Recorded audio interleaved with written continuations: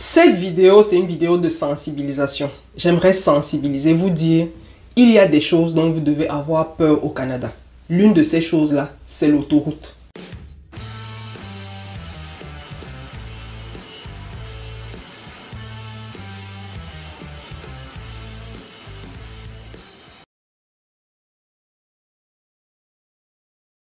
Salut à tous, je suis Priscilla Tanganambida, bienvenue sur la chaîne Réussir au Canada, la chaîne qui va te donner toutes les astuces pour réussir ton immigration et ton intégration au Canada.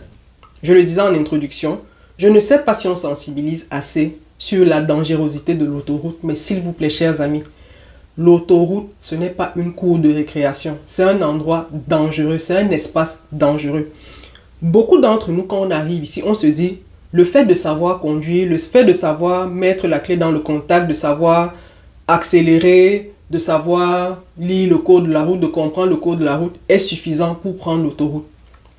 L'autoroute, je vous avoue, c'est un endroit dangereux. Et je vous avoue que c'est quand vous êtes sur les autoroutes ici que vous comprenez pourquoi certaines provinces ne délivrent pas immédiatement un permis d'un certain niveau quand vous arrivez nouvellement au Canada. Il y a des provinces où, au Québec par exemple, quand vous prouvez que vous conduisez depuis un certain temps, on ne va pas vous exiger d'avoir toujours quelqu'un à vos côtés pour conduire. On ne va pas d'abord vous délivrer un permis d'un certain niveau. Vous aurez un permis définitif, on va dire.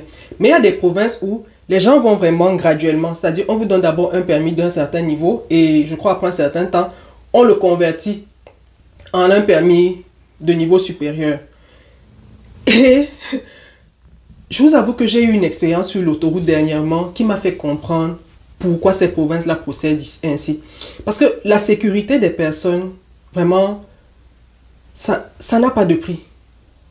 On est dans des pays où on vous dit, une mort, une personne qui est morte, un mort, c'est déjà une mort de trop. C'est-à-dire qu'une personne vient de décéder sur l'autoroute, c'est déjà trop.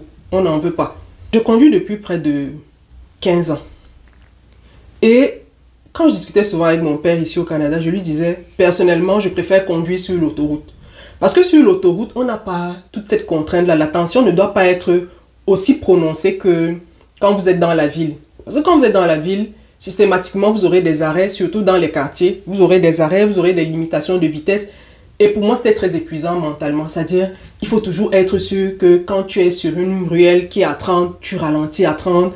Ensuite, tu passes à 40. Après, il faut aller à 50. Il faut gérer les stops. Bref, pour moi, c'était beaucoup d'informations à gérer. Donc, personnellement, j'aimais vraiment aller sur l'autoroute. Mais l'autoroute dont je vous parle, c'est la 40 Nord. C'est-à-dire, elle n'est pas très compliquée, la transcanadienne. Et une fois, je suis allé rendre visite à une amie qui est du côté de La Salle. Je vous avoue que entre les échangeurs, les changements de voie, l'infrastructure même de l'autoroute à ce niveau-là, j'ai compris pourquoi on ne joue pas avec la route ici. La route, c'est pas un jeu, c'est pas un terrain de récréation. Je ne sais pas si, quand vous allez vers l'aéroport Montréal et Pierre-Elliott Trudeau, l'aéroport de Montréal, quand vous allez vers l'aéroport de Montréal, il y a comme une voie, c'est sur une autoroute, mais elle est la plus surélevée. Et en dessous, je crois que vous avez comme 2-3 voies d'échangeurs. Je dis échangeurs pour que vous compreniez, parce que c'est des voies qui s'entrecroisent assez. Et il y a une qui est vraiment au top là. Je vous raconte la petite histoire. Ce jour-là, j'allais me faire des tresses chez mon ami. Donc, ce jour, je sors avec mon époux parce que j'allais chercher les mèches dans une boutique qui n'est pas très loin de la maison. Et comme c'est très difficile de se parquer ici à Montréal, je suis sorti avec lui en disant, bon, tu vas me laisser à la boutique. Comme tu seras dans la voiture, je peux rapidement aller chercher les mèches. Et ensuite, je reviens, je vais avec la voiture chez mon ami me coiffer. Donc, je vais avec mon mari, je récupère mes mèches et quand on rentre à la maison, je dépose mon mari. Lui s'en va, je suis avec ma fille qui est à l'arrière, je conduis. Et mon ami est à 40 minutes de chez moi. Donc, je conduis et à un moment donné, je ne sais pas, en plein sur le pont dont je vous parlais, je ne sais pas si c'est le pont Champlain, mais il est très haut. Je ne retiens vraiment pas tous ces noms-là. Il est vraiment haut. Quand je suis en plein milieu, c'est-à-dire on est là sur l'autoroute, hein, vous avez l'impression d'être dans le vide. C'est-à-dire, c'est le niveau le plus élevé de l'autoroute. J'avais l'impression d'être dans le vide, comme dans le vide. Et je fais comme une panique. Je panique presque parce que je me dis, mais c'est comme si je volais dans l'air. C'est-à-dire, vous avez l'impression que vous êtes dans l'air, vous êtes suspendu en tout cas. Et dans cette crise de panique-là, je regarde mon tableau de bord. Mon tableau de bord signale Noki. Waouh! Je vous avoue que mon cerveau a fait même pas un tour. Je crois un quart de tour. Sur le coup, j'ai fait la réflexion rapide. Je me suis dit, mais attends, ça fait plus de 25 minutes que je conduis. Si la voiture ne s'est pas arrêtée, ça veut dire que je peux conduire jusqu'à l'endroit où je vais. Mais ça, c'est la réflexion qu'il faut avoir, c'est-à-dire en un claquement de doigts. Faut même pas trop réfléchir parce que j'aurais peut-être dit que je sais quelque part pour voir.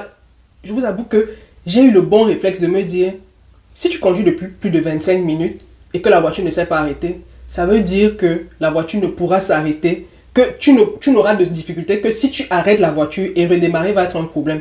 Et vous comprenez que en fait, quand j'ai laissé mon époux, parce que c'est lui qui avait démarré la voiture à l'aller, quand je dis démarrer les voitures, bref. Et donc, il avait la clé sur lui. Donc, il est reparti, quand je l'ai laissé à la maison, il est reparti avec la clé du véhicule.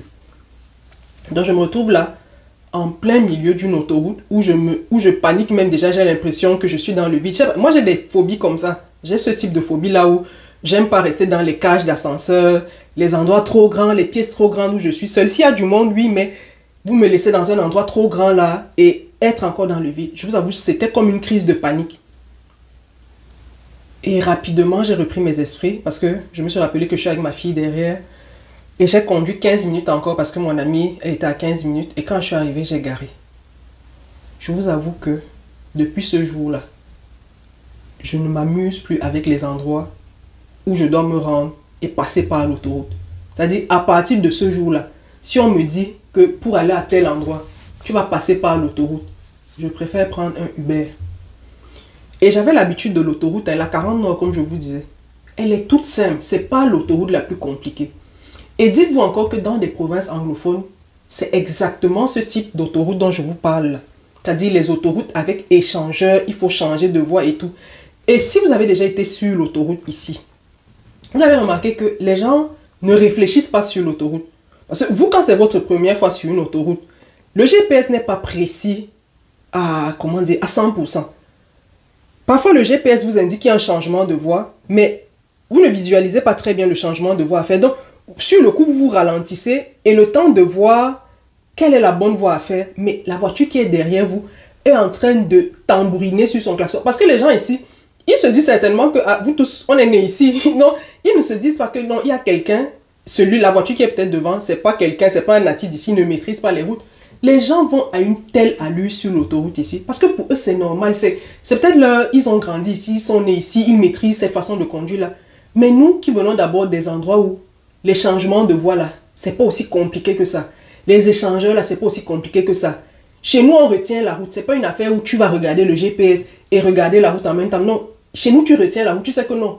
Pour quitter de tel endroit à tel endroit, et on te dit, 3e entrée, tu tournes à gauche, 5e entrée. C'est comme ça qu'on retient la route. Mais ici, c'est le GPS. Et je vous dis, le GPS n'est pas toujours précis. Si vous avez déjà pris le GPS, vous allez vous rendre compte qu'à un moment, mais le GPS là même, parfois il vous perd. Donc, vous êtes sur une autoroute, vous devez faire un changement de voie. Vous avez tous ces paramètres-là à gérer. Et vous n'êtes pas un habitué de l'endroit. Vous n'êtes pas, c'est-à-dire, vous n'avez pas l'habitude des autoroutes. Donc c'est pour ça que je dis, s'il vous plaît, quand nous arrivons nouvellement au Canada, s'il vous plaît, laissons-nous le temps de comprendre comment ça marche. Je sais qu'on a le feu, je sais qu'on se dit qu'on peut, mais laissons-nous le temps. Pendant une bonne période, laissons des personnes qu'on a trouvées ici qui maîtrisent déjà l'autoroute vous emmener faire les voyages qu'on veut faire et qui demandent de passer par l'autoroute. L'autoroute, là, je vous avoue, je vous dis, j'étais comme en suspens. je sais pas, je me rappelle pas du nom du pont, je crois que c'est le pont Champlain. Je vais retrouver ce nom-là. C'était comme une crise de panique. Et vous êtes là sur la voie. C'est-à-dire, et vous savez que toutes ces autoroutes-là il y a des caméras. Donc, à partir du moment où vous ne respectez pas la limitation de vitesse, il y a un véhicule de la sécurité routière qui va venir vous faire dégager parce que vous encombrez la voie. Regarde, un autre point que j'ai failli oublier. Sur ces autoroutes-là, on vous marque la limitation de vitesse. Il y a des autoroutes où on vous dit minimum 80. 80 à 100, combien là, je sais pas. Ça veut dire vitesse minimum. Est-ce que vous imaginez ce que c'est même déjà d'aller à 80 à l'heure? Peut-être pour vous c'est facile, mais pour moi, aller à 80 à l'heure, c'est énorme. C'est énorme d'aller à 80 à l'heure. J'aime bien les autoroutes où on va à 60 là. C'est pour ça que j'aime la 40 nord là. C'est-à-dire que c'est pas très poussé. Mais il y a des autoroutes où on vous dit minimum 80. À moins de 80, on vient vous sortir de là parce que vous gênez la circulation. Donc vous imaginez, vous venez d'arriver. Vous ne connaissez même pas encore l'environnement. Vous ne savez pas encore lire un GPS. Vous ne savez pas encore lire un GPS. Mais vous prenez tous ces paramètres-là et vous allez prendre l'autoroute. S'il vous plaît les amis, quand vous arrivez au Canada, laissez d'abord l'autoroute. Faites d'abord, tournez d'abord dans la ville. Vous voyez? Tournez d'abord dans la ville. Habituez-vous à ça. Roulez dans la ville. Prenez la confiance dans la ville. Essayez des petites autoroutes. Quand vous allez même aller avec quelqu'un qui va conduire, vous voyez d'abord comment la personne se comporte. Faites plusieurs tours. Ne plongez pas immédiatement dans l'autoroute, les gars, je vous avoue. Je vous assure, ne plongez pas. Je ne sais pas comment vous décrire cette sensation, mais c'était une sensation tellement désagréable. Je dis, je ne suis plus jamais allé chez mon amie avec mon véhicule. Plus jamais. À partir de ce jour-là, chaque fois que je voulais aller chez elle, je prenais un Uber. Je préférais prendre un Uber qui allait me laisser. Ou alors j'allais avec mon mari. Je ne pouvais plus. Parce que c'était comme une panique. Et vous savez que ceux qui sont... Quand vous maîtrisez déjà les routes, certainement quelqu'un qui maîtrise déjà la route ne va pas repasser, ne va pas passer par le même pont où moi je suis passé. Il va certainement trouver une voie. Parce qu'il y a des personnes qui savent paramétrer le GPS de sorte qu'elles se retrouvent ailleurs que sur certaines routes.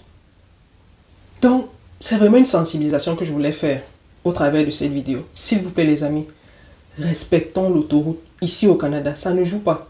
Ça ne joue pas. Ça ne joue pas. Ne dites pas que ah, moi je sais conduire, je conduis depuis 15 ans. Non. La conduite chez nous, ce n'est pas la conduite ici. La conduite ici. C'est-à-dire, sur l'autoroute là, déjà, même si vous ne respectez, le véhicule même de derrière va vous mettre suffisamment mal à l'aise. Il va klaxonner. Et vous savez qu'ici, klaxonner, c'est comme une forme d'insulte. Parce qu'on dit, mais vous pouvez faire 6 mois quelque part, vous n'entendez pas un klaxon. Mais un klaxon au véhicule, sur la route, c'est comme si vous êtes en train de... C'est une façon de vous insulter que mon frère, si tu ne sais pas conduire, bouge. Donc vous voyez des choses comme ça. S'il vous plaît les amis, quand vous arrivez au Canada, là, laissez d'abord l'autoroute. Allez conduire partout ailleurs, mais laissez d'abord l'autoroute. Laissez d'abord l'autoroute. Parce que sur l'autoroute, comme je vous ai dit, il y a la limitation de vitesse. Il y a une vitesse minimum à avoir. Ce n'est pas que vous venez faire du 30, du 40, du 50, non. Il y a des autoroutes où on vous dit minimum 60, minimum 80. Et en montant. Déjà, vous avez cette vitesse-là. C'est un paramètre à gérer dans votre tête. Vous avez un GPS à regarder. Et le GPS n'est pas le plus précis. Il y a des véhicules, oui, qui sont d'une certaine avancée, où le GPS est vraiment précis. Mais si vous avez nos GPS qui sont sur les téléphones et tablettes, là, sur les écrans de voiture, c'est pas le meilleur des GPS. Même vous voyez que on vous dit prenez ici, deuxième route à partir de la gauche. Vous voyez, vous cherchez la deuxième route à partir de la gauche. Et tout ça, vous êtes au volant. La personne qui est derrière ne comprend pas que non. Lui, là, il est encore en train de... Et même, il va dire, mais si tu es encore en train de... Pourquoi tu viens déjà sur l'autoroute? Va t'entraîner ailleurs. Vous voyez ça? Donc, s'il vous plaît, les gars, les amis, respectons l'autoroute au Canada. Respectons. Même si ça nous prend 1, 2, 3, 4 ans. La vie humaine, là, ça n'a pas de prix. J'espère que cette vidéo vous aura été utile.